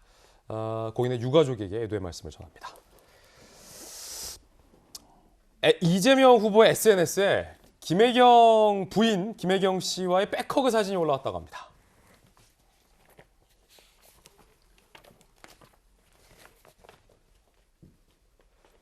자, 요게 백허그 그렇지. 요 각도에서 봐야죠. 백허그라고 보기보다는 뒤에서 허리춤을 허리 잡기. 잡아준. 아, 이건 백허그죠. 요건 백허그죠. 이재명 기자. 자, 왜 백허그를 하고 있죠? 그러니까 지금 이재명 후보가 이제 시장에 가서 상인들 인사를 하게 되면 예전에는 그런 경우가 있어요. 후보들을 이제 상인들이 이렇게 잡아당겨를 할 때가 있죠. 그러니까 시민들이 압수를 하면서 잡아당겨 할 수가 있으니까 그 뒤에 있는 김혜경 씨가 이제 허리를 잡아서 이재명 후보가 어쨌든 간에 그 시민들 사이 속에서 계속 이제 갈 수 있도록 그렇게 도와줬다. 그래서 처음에는 이제 손만 뻗은 사진을 올리고 그다음 보니까 이제 김혜경 씨가 백허그를 하고 있다. 그렇게 올린 건데 아마도 그러면서 지금 보이는 것처럼 해시태그를 해경 안전벨트다 이렇게 이제 달아서 굉장히 어떻게 보면 최근에 계속 해오는 것처럼 그러니까 어떻게 보면 김혜경 씨 낙상 사고 이후에 여러 루머들이 있었는데 전혀 그렇지 않다는 모습을 뭐 지난번에 이제 야구장에 함께 가서 보여주기도 했었고 지금 저런 모습에서도 그렇지 않다라는 걸 보여주는 동시에 저는 어쨌든 지금 이재명 후보가 가장 공략해야 할 대상이 젊은 여성 표심이라는 생각이 들고 그런 여성 표심을 향해서 어쨌든 그런 것들을 좀 이렇게 표심을 향한 구애의 성격이 강한 좀 그런 글들을 올리고 있는 게 아닌가 이런 생각이 듭니다. 부부 사이가 좋아 보인다라는 것은 매우 사실은 긍정적인 요소고 특히 김혜경 씨가 자기야, 백허그 굉장히 애교 많은 제스처와 부부관계가 굉장히 좀 돈독해 보인다는 것은 어찌 보면 윤석열 후보를 향해서 부인을 공개하지 않고 있는 윤석열 후보를 향해서의 일종의 공세 성격도 있는 거 아닙니까? 뭐 분명히 이제 역시 이제 동지를 뒤를 돌아보면 지금 어쨌든 윤석열 후보의 부인 김건희 씨가 등장을 못 하고 있죠. 아마도 이제 도이치모터스 주가 조작 사건이 조금 정리되면 등장하려는 게 아닌가 싶은데 뭐 그 전에 뭐 어떤 식으로든 뭐 등장할지 모르겠으나 어쨌든 그러다 보니까 이제 차별화하는 요소로서도 활용하는 측면이 분명 존재한다는 생각이 들고 그런 점에서 아마 윤석열 후보 쪽도 고민 되게 많을 것 같습니다. 지금 김병인 대변인 나와 계시지만. 후보 캠프에서 이런 얘기도 하더라고요. 그러니까 지금 어쨌든 첫 공개가 도이치모터스 사건 관련해서 소환되는 모습으로 공개되는 건 좀 아니지 않느냐. 그 전에 어떤 식으로든 좀 공개가 돼야 되지 않나 고민이 하나 있는 것 같고 그러면서도 어쨌든 저 문제가 정제되지 않은 상태에서 공개됐을 때 계속 기자들 질문이나 이런 것들이 이제 도이치모터스 주가 조작으로 이어지면 또 그것도 굉장히 곤혹스러운 일이기 때문에 좀 고민이 많을 것 같다 이런 생각이 듭니다. 부부관계가 굉장히 돈독하고 좋다라는 것은 후보에게 매우 도움이 되는 요소고 특히나 이 돈독한 부부관계를 이재명 후보가 최근 과시하고 있는 모습 살펴봤습니다. 자, 그런가 하면 김어준 씨의 유튜브 방송에서 심상정 후보에 대해서 소위 심리 분석을 했는데 정의당 측이 이 방송에 대해서 분노를 했다라고 합니다. 어떤 방송이었길래 들어보시죠. 진보 진영 내에서의 업적이 그렇게 크지는 않습니다, 사실. 진보 진영 내에서의 어떤 성과, 업적 이런 걸 이제 한번 얘기해 주셔. 그럼 별거 없어요. 그리고 주변 사람들도 보통 똑똑하다, 능력 있다 이런 건 얘기해도 존경스럽다. 이래서 지지층이 형성되지도 않습니다. 상당한 정치 활동을 했는데도 사적인 욕망. 네. 이게 이제 공적 욕망으로 승화돼서 공적 욕망하고 구분이 안 갈 정도로 그렇죠. 공적화해야 하는데 네. 그렇게까지는 못 갔다. 그렇죠. 그게 이제 승부욕일 수도 있고 네. 또 용기일 수도 있으나 때에 따라서 이제 공적 욕망화되지 못해서 위험한 부분이 있다 이런 취지시네요? 그렇습니다. 네. 이런 말을 내가 왜 아직 삐 이재명 후보에 대해서 좀 지나치게 공격적이지 않습니까? 최근에. 네. 그게 이제 사적 욕망이 작용하기 때문에 좀. TBS 방송은 아닙니다. 김어준 씨의 개인 유튜브 방송에서 심리 분석가를 불러서 심상정 후보에 대해서 사적 욕망이 강한 사람이다. 사심이 많다. 공적 인물은 아니다. 그렇기 때문에 이재명 후보를 공격하고 있다. 라는 평가를 내린 겁니다. 정의당 반응 나왔습니다. 온갖 모욕과 명예훼손으로 얼룩진 편파 방송이다. 이재명 제외한 나머지 후보들은 전부 심리적 문제가 있다는 식의 명비어천가다. 사과하지 않는다면 그가 진행하는 방송에는 출연하지 않겠다. 김어준 씨가 진행하는 모든 방송에 보이콧하겠다라는 정의당의 입장이 나왔습니다. 강민진 청년 정의당 대표의 목소리 들어보시죠. 심상정 후보 모욕 방송에 심각한 유감을 표합니다. 언론으로서 공정성을 저버린 방송이었으며 무논리적 명예훼손을 일삼는 내용이었습니다. 김어준 씨는 사과하십시오. 질 낮은 인신 공격을 김어준 씨 같은 이들에게 외주화하는 것이 민주당의 대선 전략은 아니기를 바란다는 점을 덧붙여 말씀드립니다. 지금 강민진 청년정의당 대표는 김어준 씨 비판 논평을 하면서 민주당까지 같이 논평했어요. 질 낮은 인신 공격의 외주화가 민주화의 대선 전략이냐라고까지 입장을 냈는데, 자, 우리 그 논란의 방송 봤어요. 수사하셨던 김광삼 변호사님께서는 어떻게 보십니까? 뭐 표현은 외주화인데요. 뭐 외주화나 오히려 캠프나 아니 민주당 여권 내 인사보다도 더하면 더하지 덜하지 않는다고 생각을 하는데, 근데 그럴 것 같아요. 이제 물론 이제 야권 여권 후보 있는데 여권음의 이재명 지사의 어떤 당선을 바라는 마음에서 어느 정도 암시적인 얘기는 좀 할 수 있죠. 사람의 속내는요 숨길 수가 없거든요. 그렇지만 이제 도라는 게 있거든요. 더군다나 김어준 씨가 TBS에서 뉴스 공장을 진행한단 말이야. 근데 TBS가 자기가 운영하는 유튜브로는 다른 차원이잖아요. 서울 시민의 방송이고 국민의 방송이단 말이에요. 그럼에도 불구하고 저런 방송 왜 했을까 이해 가지 않고, 아마 의도적인 측면에서 보면 심상정 후보가 중도 사퇴하고 이재명 지사하고 이제 단일화를 했으면 좋겠다는 내심이 좀 있었던 걸로 보여요. 근데 저게 단일화를 시키기 위해서는 어떤 작업이라고 볼 수 있는지, 아니면 저게 우리가 소위 말하는 단일화에 좀 고춧가루를 뿌리는 그런 어떤 행태의 방송이 아닌가 싶습니다. 더군다나 김어준 씨가 이제 방송 관련해서 편파랄지 뭐 확증된 편향 이런 비판과 논란에 쌓여있던 것이 지금 한두 번이 아니잖아요. 이제 그럼에도 불구하고 마이웨이를 하고 있는데, 저는 야당의 입장에서 보면 김어준 씨가 계속적으로 저런 행동을 하고 저런 방송을 하는 것이 굉장히 윤석열 후보에게는 엄청난 도움이 될 거고, 이재명 후보 입장에서는 굉장히 부담이 갈 것 같아요. 그럼에도 불구하고 김어준 씨가 이제 마이웨이를 하는데, 아마 본인 입장에서는 이게 이재명 지사에게 이제 도움이 된다고 생각했을지 모르지만, 제가 볼 때는 오히려 이재명 지사에게 굉장히 안 좋은 방향의 방송을 하고 있지 않는가. 그래서 아마 캠프에서도 우려를 하고 있을 가능성이 크다 이렇게 봅니다. 이재명 기자가 보기에 조금 전 김어준 씨의 논란의 방송은 김어준 씨 주장처럼 심리 분석입니까? 정의당의 논평처럼 인신공격 모욕입니까? 글쎄요, 뭐 사회 심리학자라고 나오셔서 말씀하셨는데 과연 어떤 엄정한 기준으로 얘기했는지 전혀 알 수가 없는 거죠. 그러니까 뭐 심상정 의원 별 성과가 없다. 사실 어떻게 보면 심상정 의원의 가장 큰 성과로 할 수 있었던 게 연동형 비례대표제였죠. 근데 그것을 물론 국민의힘도 위성정당을 만들었지만 민주당조차 위성정당을 만들면서 배신을 해서 결국 그것을 없애버린 게 민주당이죠. 그런 점에서 민주당 지지 진영에서 그런 얘기 할 건 아닌 것 같다는 생각이 들고, 두 번째는 뭐 이남이냐의 막내여서 뭐 인정 욕구가 강하다. 혹은 뭐 공격성을 보니까 사적 욕구가 강하다. 이런 얘기 자체가 아무리 생각해도 학문적 뭐 엄정한 기준으로 얘기했다고 볼 수는 없는 거죠. 그렇게 따지면 뭐 오남이냐의 다섯째였던 이재명 후보 역시 중학교도 못 다니면서 정말 어떻게 보면 정말 불굴의 의지로 성공했기 때문에 그 인정 욕구가 더 강하다고 말한다면 뭐 어떻게 반박하겠습니까? 그러니까 전혀 그걸 가지고 얘기하는 자체가 좀 어불성설인 것 같은 생각이 들고, 전 중요한 점이, 전 아까 전에 김광삼 변호사 얘기했지만 저게 어쨌든 이재명 후보를 돕기 위해서 한 얘기 아니겠습니까? 다시 얘기해서 심상정 후보를 드롭시키지 않고는 지지율을 반등시킬 카드가 없다는 걸 이제 인정한 건데, 그 방식이 굉장히 색다르죠. 만약에 진짜 단일화하려고 오히려 심상정 후보에게 더 친근하게 다가가고 오히려 공통분모를 만들어서 단일화 여건을 만들어야 되는데 그렇지 않다는 겁니다. 전 뭘 의미하냐면, 전 제가 볼 때 이렇습니다. 이거 제 개인적인 견해지만 김어준 씨가 우리의 영향력으로, 나의 영향력으로 드롭시킬 수 있다는 믿음이 없고는 저렇게 할 수 없는 거죠. 전 저게 아까 전에 얘기했던 이재명 후보가 스스로 얘기했습니다. 성찰과 반성을 얘기했습니다.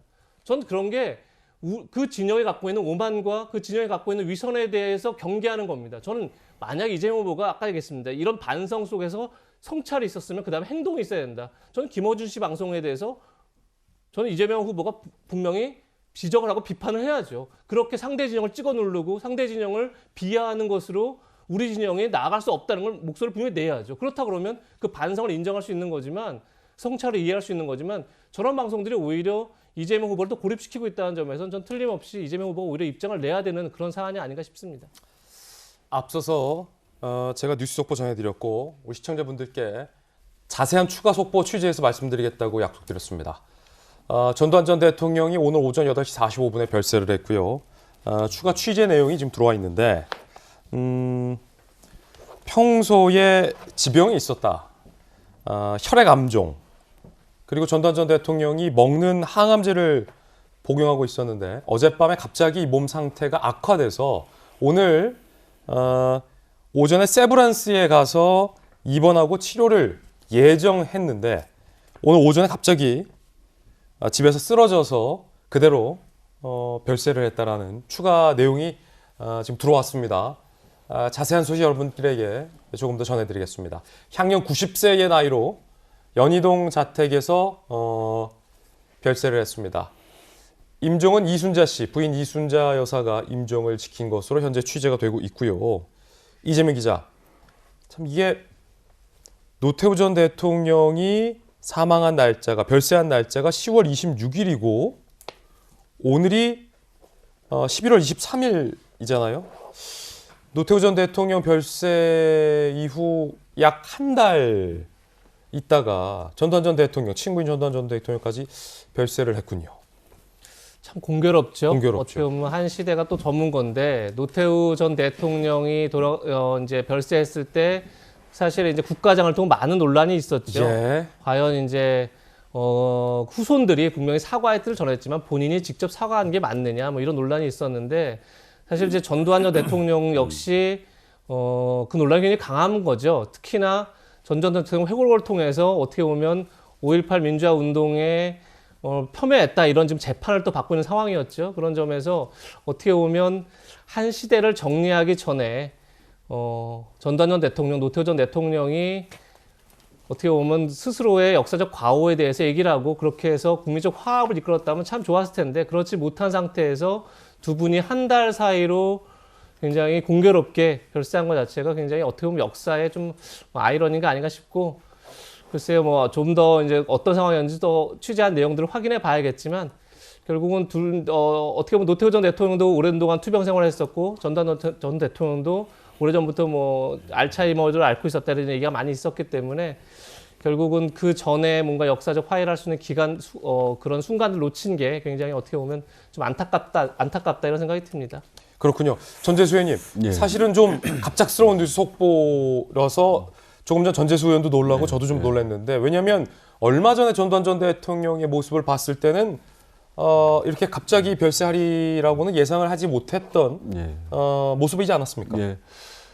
그 모든 죽음은 슬픈 일입니다. 그렇습니다. 예, 슬픈 일이고요. 다만 이제 전두환 대통령, 전두환 씨죠.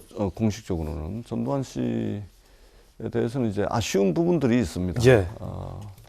이게 청산해야 될 그 나쁜 역사로 이제 우리 국민들의 대다수 우리 국민들의 상식적 합의가 있고 사법적 단죄를 통해 가지고 우리 공동체가 합의하고 있는 5.18 민주화 운동에 대해서 이제 돌아가시기 전까지 이제 단 한 번도 본인 입을 통해서 사과를 한 바가 없습니다. 그렇기 때문에 상당히 뭐 안타까운 일이긴 하지만 그럼에도 불구하고 사과할 수 있는 기회가 여러 차례 있고 또 돌아가시기 전까지도 이 명예훼손 부분에 대해서 재판이 진행되고 있는 것은 굉장히 우리 역사로 볼 때 좀 아쉬움이 많다. 차라리 돌아가시기 전에 이 역사의 한 페이지를 좀 정리하고 자신의 과오에 대해서 국민들께 좀 사과하고 이렇게 했으면은 국민 통합이라는 관점에서도 또 잘못된 역사를 좀 바로 세우는 그런 관점에서도 참 좋았을 텐데 그런 아쉬움이 있습니다.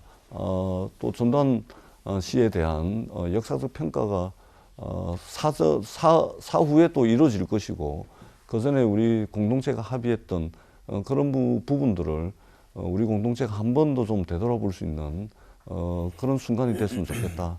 이런 바람을 가지고 있습니다. 예. 자, 연희동 자택으로 가족들이 모이는 중이라고 하고요. 모든 이 죽음은 정말로 안타까운 일이다라는 전재수 의원님의 말씀에 공감을 하며 유가족들에게 애도의 뜻을 표합니다만 김병민 대변인, 네. 한 가지 좀 안타까운 것은 전재수 의원 말했듯이 전두환 전 대통령이 가해한 사건이 있고 네. 그 사건으로 인한 피해자와 가족들이 많이 고통받고 있는 상황에서 이 가해자 측의 성의 있는 인정과 사과가 나와야 우리 역사의 안타까운 한 페이지가 그래도 위로가 될 수는 없겠습니다만 그래도 일단락되고 긍정적인 방향으로 유가족들을 위로하고 껴안고 우리 역사가 발전할 수 있는 건데 그것이 이제 역사의 긍정적인 방향일지인데 그 부분이 결국 이루어지지 못했군요. 네.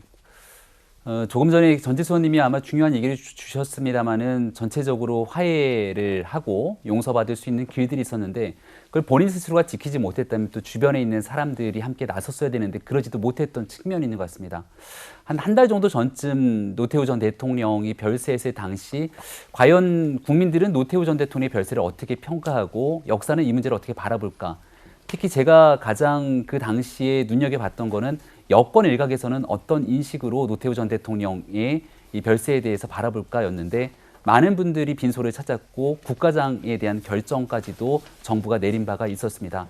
근데 그러한 길이 있기까지의 과정에는 저는 노 전 대통령의 아들인 노재현 원장의 역할들이 어느 정도 크지 않았을까라는 생각도 갖습니다. 예. 여러 비판의 목소리도 굴하지 않고 끝내 광주를 찾으면서 용서할 때까지 무릎을 꿇고 사과하는 모습을 노재현 원장이 가져왔고 또 외손자인 최민정 씨 같은 경우는 국가를 위해서 군에 복무하는 모습으로 노블리스 오블리주를 좀 실천하기 위한 모습들을 국민들 앞에 쭉 보여오지 않았습니까? 근데 문제는 전두환 전 대통령 본인뿐만이 아니라 가족에 있는 많은 사람들까지도 국민의 지탄의 대상이 되는 과정 속에서 이 용서받을 수 있는 시간들을 좀 놓쳤다는 점에 굉장히 큰 아쉬움이 남고요. 오늘 이제 장례를 치르게 되면서 또 정치인들 입장에서는 누가 조문을 가는지 등에 대한 일들까지도 많은 뉴스가 될 텐데 시대가 이제 한 시대가 저물고 지나는 과정 속에서 대한민국 전체 역사의 화해와 통합을 위해서 이제 남은 사람들의 몫이 훨씬 더 중요하지 않을까 이런 생각을 가져봅니다. 자, 김관삼 변호사님, 한 달 전 노태우 전 대통령이 별세했을 당시에 노 전 대통령의 아들 노재현 씨가 사실 수없이 광주를 찾아갔고 갈 때마다 아버지를 대신해서 사과드린다라는 멘트가 있었고 결국 뭐 다 용서하진 못했습니다만 그래도 광주의 어떤 시민 일각에서 노 전 대통령 아들을 용서하고 화합하고 인정하는 모습까지 나와서 많은 분들에게 사실 많은 중요한 의미를 남겼었는데 자, 이제 전두환 전 대통령이 세상을 떠났습니다. 그리고 이제 그의 자녀들이 남았거든요. 노태우 전 대통령의 경우와 지금 많이 비교가 되고 있는 것 또한 사실인데 이 남은 자식들에게, 자녀분들에게, 가족들에게 이 시대적 과제가 있다라고 볼 수 있지 않겠습니까? 노태우 전 대통령 같은 경우는 이제 본인의 육성은 아니지만 이제 아들 자녀를 통해서 그 상당히 메시지 전달했어요. 사과와 반성. 또 광주까지 또 찾아갔잖아요. 그런데 이제 전두환 씨는 초지일관 12.12 쿠데타 이후에 본인의 입장이 전혀 바뀐 게 없어요. 사실 이제 광주 민주화운동 과정에서 정말 엄청난 사람들이 희생이 됐고 또 그 이후에도 굉장히 어떤 2차, 3차가 계속 이루어졌었잖아요.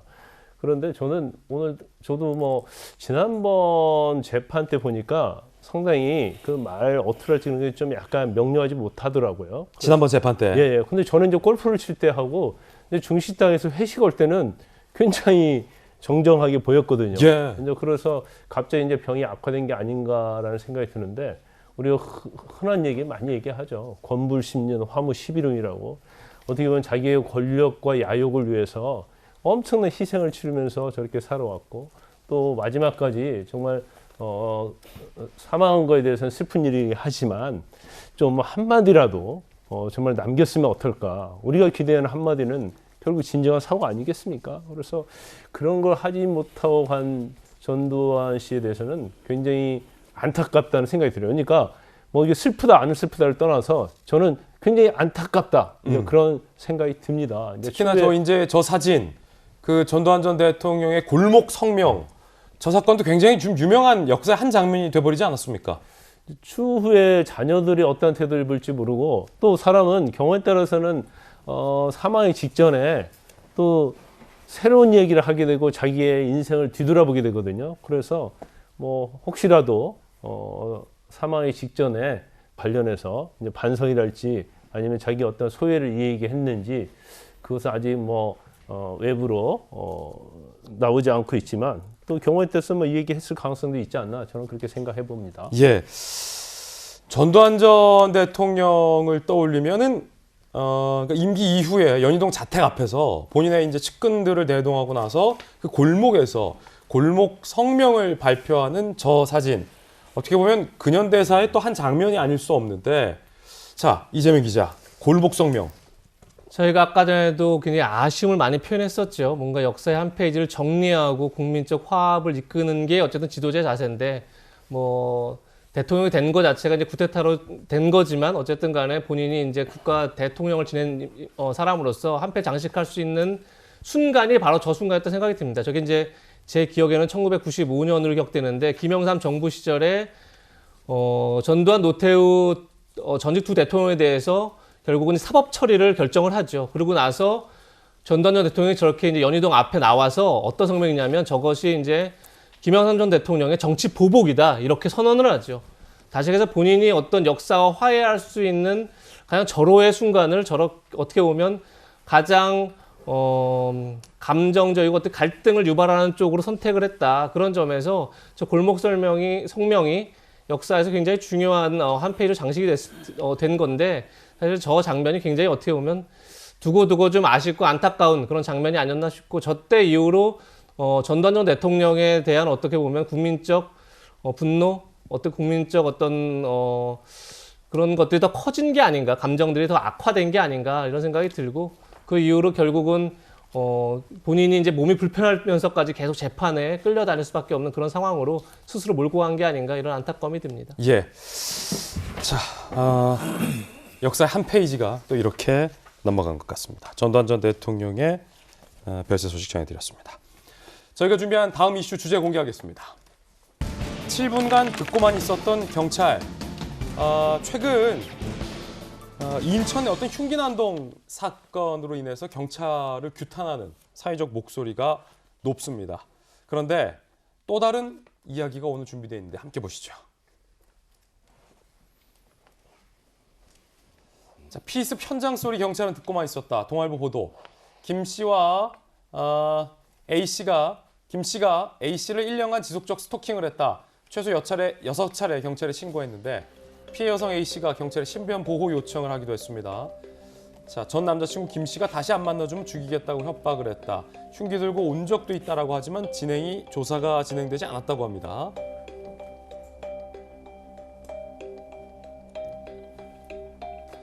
피해 여성이 스마트워치 긴급 버튼을 눌러서 자동 연결되고 7분간 통화 연결 상태가 됐는데 범행 현장 소리를 7분간 경찰이 들었습니다만 관할이 아니란 이유로 즉각 출동을 하지 않았다. 오전 11시 37분 피 흘리며 쓰러져 있다라는 신고가 들어왔습니다. 결국 통화 연결된 상태에서 피습 당했을 가능성이 크다는 겁니다. 여성 목소리 등 몇 마디 대화 소리 드문드문 들리는 정도였다. 경찰은 범행 관련 소리를 들었는지에 대해 확인할 수 없다라고 입장을 냈습니다. 연이어 경찰의 무기력한 대응에 대한 사건들이 터지고 있습니다. 인천에서 흉기난동 현장을 이탈한 여경 사건으로 사회적 공분이 큰데 지금 이 사건은 스토킹을 수차례 피해로 호소했던 한 여성이 결국 길거리에서 피습을 당하는데 그 피습 당하던 순간 혹은 직전 경찰과 스마트워치로 통화가 연결돼 있었고 이 상황을 경찰이 고스란히 듣고만 있었다라는 논란이 제기된 겁니다. 이재명 기자, 아니 우리 경찰이 언제부터 이렇게 됐죠? 관할 따지고 몸살이고 주저하고 이런 경찰 아니지 않습니까? 우리 대한민국 경찰. 그렇죠. 그 7분간 녹음된 내용이 뭔지 정확히 알 수는 없지만 거기에 만약에 여성이 피습을 당하는 내용이 그리고 실제 그 녹음되는 시간에 피습을 당한 걸로 지금 알려져 있죠. 내용을 듣고 있었으면서도 제대로 대응하지 않았다면 이건 참 국민들 입장에서 경찰에 대한 신뢰가 바닥으로 떨어지는 그런 일이 아닌가 싶은데 물론 경찰 입장에서는 스토킹 피해가 과거 여러 차례 신고가 들어왔다고 해서 설마 살인 사건까지 이어질지 뭐 생각 못할 수는 있습니다. 하지만 중요한 건 행정은 결과에 책임을 지는 겁니다. 뭐 정치가 과정을 중시하는 거라면 결국 행정이라는 건 결과에 책임을 지는데 결과가 나타난 거죠. 예. 그렇다고 분명히 책임을 져야죠. 책임을 져야 되는 문제가 분명히 존재하고 지금 경찰이 자꾸 이제 물론 뭐 변명이라기보다는 설마 예상하지 못했다거나 혹은 그 지금 조금 더 스마트워치 녹음된 것도 드문드문 얘기가 들렸기 때문에 정확한 상황을 알 수 없었다 이렇게 얘기할 수 있을지 몰라도 말씀드린 것처럼 분명히 그건 뭔가 잘못된 행정에 대한 어떤 한 생명을 앗아간 거기 때문에 거기에 대해서 분명히 경찰 입장에서는 무엇이 잘못된 건지 무엇이 문제였는지 되짚어보고 거기에 대해서 책임을 지는 자세가 필요하지 않나 싶습니다. 자, 그런가 하면 다시 인천 흉기난동 사건으로 돌아와 보겠습니다. 현장을 이탈한 그 여성 순경이 테이저건 교육도 제대로 못 받고 현장에 투입됐다라는 보도가 나왔습니다. 인천 층간소음 흉기난동 사건 당시에 현장을 이탈한 순경이 작년에 입직한 신입인데 코로나 이후로 비대면 위주의 교육받고 현장에 투입됐다. 경찰학교 관계자는 해당 기수 상당수가 테이저건 사격 훈련을 못 받았다라고 조선일보에 보도가 나오고 있습니다. 물론 해당 순경이 테이저건 사격 훈련을 받았는지 여부는 확인되고 있지 않습니다. 근데 전재수 의원님, 네. 테이저건을 갖고 있었고 사격 훈련을 못 받았을 수도 있다라는 관측인 건데 그 사격 훈련을 못 받았다 하더라도 흉기로 누군가가 시민을 위해하려 할 때 내가 경찰이면 테이저건 쏘는 법은 알지 않습니까? 사격 훈련을 못 받아서 명중은 못할지라도 쏘기는 했어야 되는 거 아닙니까? 그러니까 저희들이 아쉬운 것은 그리고 대단히 실망스러운 것은 뭐라도 해야 된다는 거죠. 뭐라도 해야 된다. 예. 그리고 옆에 뭐 손에 뭐 쥘만한 게 있으면 그걸 쥐어서라도 막아야죠. 예. 그리고 그 딸이 사실은 이제 이 범인이 이 흉기를 들고 있는데 그 부상 무릅쓰고 저 엄마를 보호하기 위해서 달라들어가지고 뭐라도 한 거 아닙니까? 저는 대한민국의 공권력, 특히 대한민국의 경찰은 국민들의 생명과 안전을 지키는 정말로 국민들이 믿고 의지하는 공권력입니다. 뭐라도 해야 되는 것이죠. 그런 차원에서 최근에 경찰과 관련해가지고 국민들의 신뢰를 정말로 상실하고 훼손하는 이런 일들이 많이 생기는데 정말로 이게 이런 사건이 생길 때마다 얼마나 많은 우리 국민들이 더 많은 희생을 치러야 이게 완벽한 체계를 갖추겠습니까? 저는 정말 이렇게 일이 생길 때마다 이 난리를 쳐가지고 이렇게 하는 것이 아니고 정말로 국민의 생명과 안전을 지키는 최후의 보루이자 가장 먼저 달려나가는 그런 공권력이 돼야 된다는 측면에서 정말로 이런 일이 두 번 다시 생기지 않도록 저는 철저하게 정말로 책임을 묻고 그리고 보완책을 좀 완비를 해야 된다 이렇게 생각을 합니다. 이런 일이 얼마나 더 생겨야 되겠습니까? 정말 안타까운 일이다 이렇게 생각을 합니다. 그런가 하면 이 직장인 커뮤니티 블라인드에 이런 글이 올라와서 논란을 지피고 있습니다. 논란에 불을 지피고 있죠. 근무지 경찰청 기재한 A씨가 이런 글을 올렸어요. 여경옹호 아니지만 경찰도 직장인이다. 칼 들었다는 신고에 경찰은 얼마나 많이 출동해 봤을까. 칼 든 가해자 마주쳤을 때 두려움. 당사자 아니고서야 그 위급함을 설명할 수는 없다. 자, 해당 게시글들의 댓글 반응은 경찰 소방관은 일반적 직장인이 아니다. 시민의 안전보다 자신의 안위 걱정할 거면 애초에 경찰하면 안 됐다. 직장인은 사명감 없이 일하는 줄 아나 라는 비판의 댓글이 올라오고 있습니다. 김광삼 변호사님, 경찰도 직장인이다라는 글. 물론 경찰도 직장이죠. 근데 그 직장에 일하는 게 시민들 안전 지켜주는 일 아닙니까? 아니 뭐 직장이란 말은 틀린 말은 아니에요. 그렇지만 일반 직장과 다른 직장이다. 이게 맞는 말이죠. 그렇죠. 그러면 경찰을 하려면 어느 정도 사명과 소명의 의식을 가지고 경찰이 지원을 해야지 나는 이건 단순한 나의 직장으로서 월급 받고 나의 생계를 유지하겠다. 이런 사람이 경찰 되면 안 되는 거죠. 그래서 경찰도 직장이다 저렇게 말한 것은 정말 부적절하다 보고요. 이번 사태를 보면 말이죠. 뭐 이게 계속적으로 일어나고 있지 않습니까? 현장 대응 능력의 어떤 총체적 부실덩어리가 저는 그렇게 봐요. 그러니까 관할이 아니다는 이유로 안 나가잖아요. 그쪽 연락을 한단 말이에요. 그다음에 스마트워치가 제대로 정밀하게 또 잡아낼 수가 없어요. 이것까지도 경찰이 모르고 있었다는 거예요.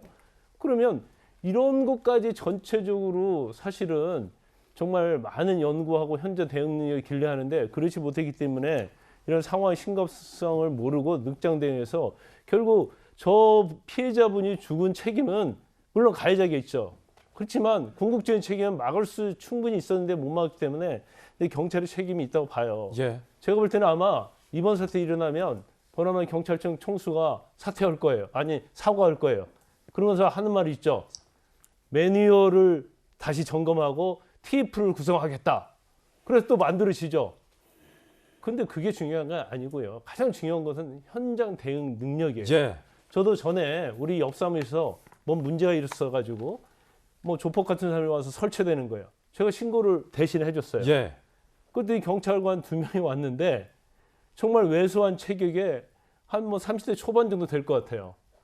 그리고 오니까 보니까 조폭같이 생겼고 뭐 등치 크고 그러니까 무서워가지고 그냥 잘만 해결하라고 하면서 가까이 가지도 않는 거예요.